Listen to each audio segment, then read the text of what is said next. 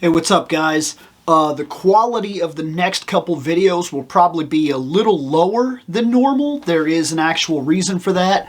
Right now, I'm moving the lights out of the room, so I'll do my best to keep the main light on and kind of maybe move the curtains from the windows and different things like that. But all in all, I was given a pretty cool opportunity, and I think I'm going to take it. And because of that, I really got to get moving on this shelf. Like, I have to get moving on this shelf, or I'm going to miss the opportunity. So, let's do it.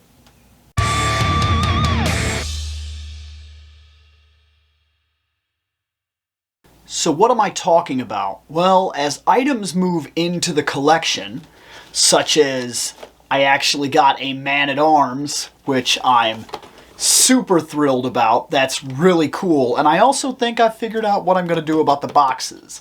How I was talking about how I'm not 100% sure how I'm going to be able to stock all the boxes. I also got Fisto, and if you watched the other show, you already knew about that, the fact that I picked up Fisto, because he actually showed up on Fandom Night recently. I think while I unpack these guys and they end up sitting on this shelf and that shelf, that's great, but I think all the boxes, because I'd like to keep literally every one of these boxes. They're so fantastic in terms of their artwork and whatnot. Some of the other boxes I've cut up, like the old cards and things like that, but really, see, so like I cut the cards and I like to keep the artwork. So here's this, give you an idea. I like to keep the artwork, so here's, see, I kept this, and that's what I'm doing with it. And then I have a pretty cool, let me dig it out. Oh, wow. A lot of stuff here. Anyways, I have a really cool Red Sonja binder thing, book thing. I don't know what this is, to be fair, but it's this, and it opens up, and I've been putting all of them in there. So that's what I'm doing. They all go in here, then it closes out, and I've been keeping those. So I've been keeping the back things like that, and it's working out pretty well, and I don't have to worry about losing them. Then, for stuff that's too big, which I've already come across that problem, like this came off the Warrior piece, so I'm going to figure out what I can do with this, and I'm going to hang it up somehow. I don't know exactly what I'm going to do, but that's an issue that I'm dealing with already with some of the background arts. And I also had the same thing with the Battle Cats. The Battle Cat stuff is too big for this. So as I got the Battle Cat and I got the Panther, I ran into an issue where these were just too big and they wouldn't fit. So I don't know exactly what I'm going to do. I'm figuring it out as I go. It is what it is. It is what it is. All this stuff takes time, and if you're used to building a collection, this is the way it is. You're always organizing, reorganizing, fixing, arranging, and things of that nature, and then you're always making, you're always making decisions as to what stays and what goes and things of that nature. It's just part of the beast. That's what it is. It's just part of the beast. And there's nothing wrong with that. That is the nature of this. As we get a collection, then it becomes upkeep, and it becomes basically putting new items in and taking old items out and kind of exploring ourselves along with our collection. That's the reason why collectors often have rules. We develop rules about how a collection should be, how it's important to us, what we want to keep, what we don't want to keep, what's considered packaging, what's considered more than packaging. Some of us are okay with pops. Some people collect pops like crazy. That's what they like. Some people will only buy a pop if it's very specific to a thing that they collect. Some people collect every single thing Superman. It doesn't matter what it is. But then some collectors have very specific rules that there are very specific Supermans, because it's just one guy, so it's not Supermen, it's Supermans, plural of the single, whatever. We have rules as to what we do, such as I have Skeletor, and then I have Skeletor, and then I have Skeletor. These are all different Skeletors. I won't buy the same Skeletor twice, but I will re-buy a Skeletor and a Skeletor. But I won't buy... Now this is going to be crazy because I have this, so it's going to look like I will, but I won't buy this. This thing here. This does nothing for me. This little Skeletor thing. It's just like a thing, and this was given to me. So it's a little trinket thing, and it's not gonna stay. It's fun, it's kind of cool. I might find a purpose for it in terms of display a little bit. I might repurpose this thing for like a Christmas ornament and put it on my tree, because I do have things like that. They came in like a 3-pack. It was a little Christmas gift thing kind of deal, and it's kind of neat, it's kind of different, but you get the idea. It's not something that I personally would have went out and bought. For me, collecting has to be something that I identify with, that brings me a joy in terms of the hobbies and the things that I enjoy. But just because I like the Ninja Turtles doesn't mean that I buy every turtle I see. I would like to have, as a rule, as a guideline, I would like to have all 4 turtles. But I'm not just going to buy them willy-nilly. They have to be turtles that I enjoy, or a design that specifically speaks to me. That's why every single item in the collection is something that specifically speaks to me. And we talked about this in an earlier video where I talked about the fact that one of the Spider-Gwens, it's time for her to leave the shelf. Because I got to a point where that Spider-Gwen in particular, though it is a fantastic piece, it no longer speaks to me. And that's what's important. This is a museum of me. You should be able to look at a person's collection and understand something about them. It should represent you. It should mean something to you. That Castle Grayskull is amazing. Most of my He-Man figures, all of them to be fair, the ones that I've bothered to buy, say something to me. I enjoy them. I'm not just... It almost seems like I'm trying to just do a complete collection thing. In terms of the Masterverse, I almost am. But that's because literally every single piece that's been released in the Masterverse is something that I like, something that I look at and I go, that's amazing. That's an amazing piece. These are amazing figures. They're so good. This is so fantastic. At just the base of what it is, it's so fantastic. It really, truly is to me. So, I keep getting them. And then, when I was cleaning out my daughter's room, I came across a new Panther, which I thought was really cool. This is one that one time at a garage sale type of thing or something like that, we walked by it and she was like, oh, I want that.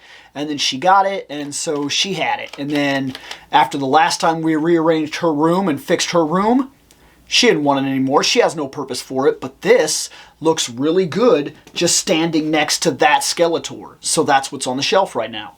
It's perfect. It works. I love Panther. I love Skeletor. I love the barbarians and things like that. I love barbarians and high fantasy, and I love mounts that aren't just like a horse. I like a big cool lizard thing, a battle cat, a thing, a tiger, a lion. I like these things. I think these are absolutely amazing. Absolutely amazing. It's my favorite thing. And sometimes it has to match the character.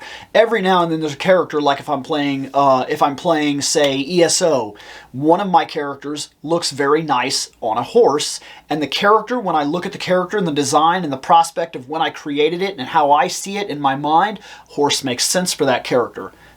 Sometimes it doesn't. Sometimes I very much want something like a two-headed dinosaur thing or a battle cat. That's what I want. All these things speak to me collection-wise. That's important. And in so, it's good to go through the collection every now and then and make changes. And that's what the next major set of videos are definitely going to be, is exploring that one shelf at a time and figuring out what comes off the shelf and why. Why am I doing that? Because that toy show that I covered not way too long ago, I covered a toy show here on this channel, and I had a great time there. And then, come to find out, they're going to do another one. And this time, I'm going to be in it. I have an opportunity to buy a spot at that toy show. And I know that I have a whole bunch of figures that I'm not going to be hanging on to. Either I've already got what I want out of them, or they just don't make sense to me anymore, or it's just not something that I care for in general. And as these things change, it's a good opportunity to get rid of some of the stuff. Oh, I just backed right up into the shelf. So like this right here. Somebody, somewhere, for some reason, maybe wants this horrific Christmas Mary Jane. I don't. At all. I think this thing is horrifying. But somebody likes it. This is a Ranger toy that no longer holds any purpose to me. I don't care for him. He's fine at best. His design could be better. Maybe if he comes out in the Lightning collection or something like that and he gets a nice redesign, I'll be interested. But as it stands right now, this figure can go. And as you dig through and see all kinds of figures in here, some of them really deserve to be on the shelf. Like that is a fantastic Batman. That is one of my all-time favorite Batman figures. It really needs to be up on the shelf. But then I see this Wolverine, and,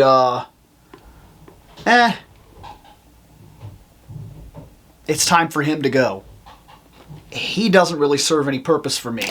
In fact, I don't know how I ended up with that Wolverine.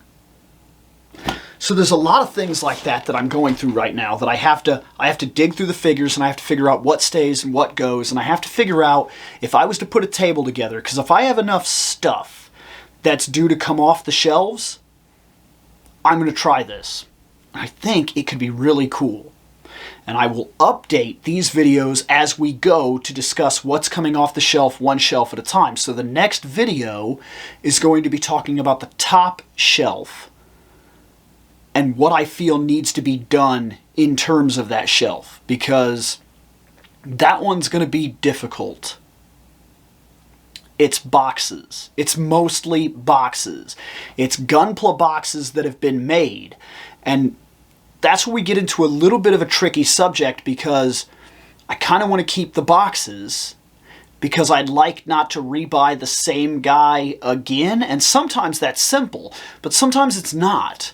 Because, and not just in terms of army building, I'm not an army building kind of guy, but I will buy a Char Custom Zaku 2 and a Char Custom Zaku 2 if they are two different builds of the same unit. Because sometimes I like to see how an older unit holds up to a newer unit in the same thing. An HG and an HG, this is an older one, this is a newer one, this is how they are. This one is just your standard, and this one is supposedly made for Origins, and this one supposedly follows the anime. Whoa. And so I'll buy them a couple of times. There are a couple of things that I have multiple of in terms of Gundam, and that's how that happens. So, if I toss out all the boxes, I could accidentally step myself into a position where I end up buying the same thing twice again, and I don't like to do that when it comes to my Gunpla.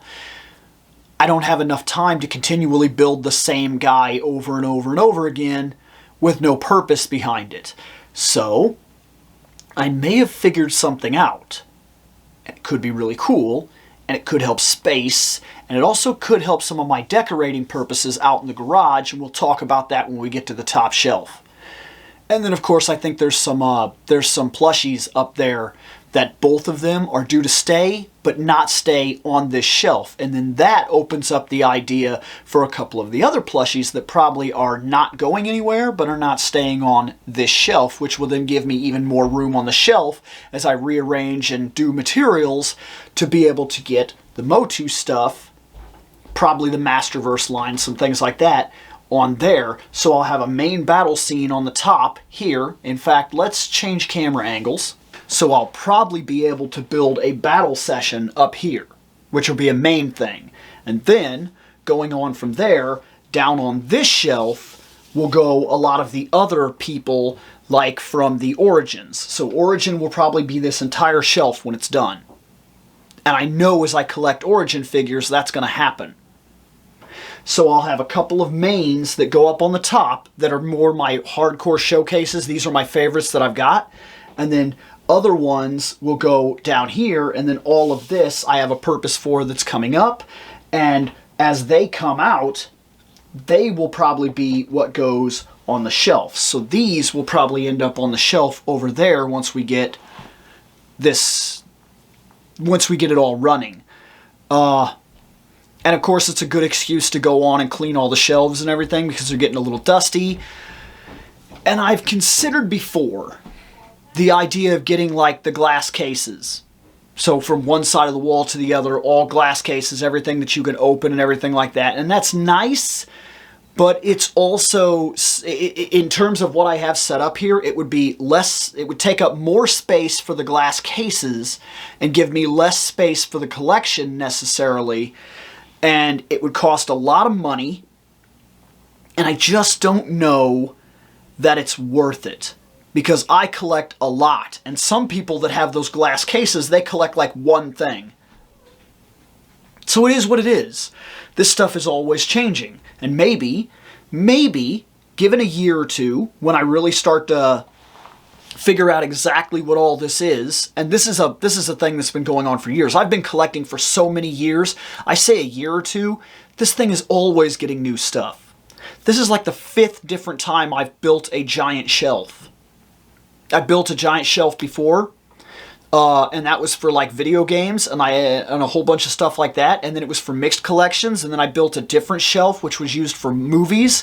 Then I built a different shelf that was for just, you know, for more collection stuff. And then of course here I come in and I build this shelf, and this gets all this. And I've had shelves and bookshelves. In fact, when I was very first in here, remember some of the early videos, it was I started buying those cube things because I liked the way the cube things worked. But the cube things took away my space, so it ended up stopping how much I could get and how much I could store per cube and the kinds of arrangements that I could do, where this is a lot more freedom. The giant shelf offers me all the space I could want and a lot of freedom inside of that space. And so you just kind of, this is the way collecting is all the time, is constantly arranging, rearranging, and determining how something should be or how you feel it should be. And that's the way that collecting runs. So the next couple videos, this was kind of an update more than anything else. I've been offered an opportunity and I'm going to take it. If I do a toy show, I need to figure out what comes off the shelf. So that's the next couple videos, is figuring out what stays, what goes, and how to handle that. Later on.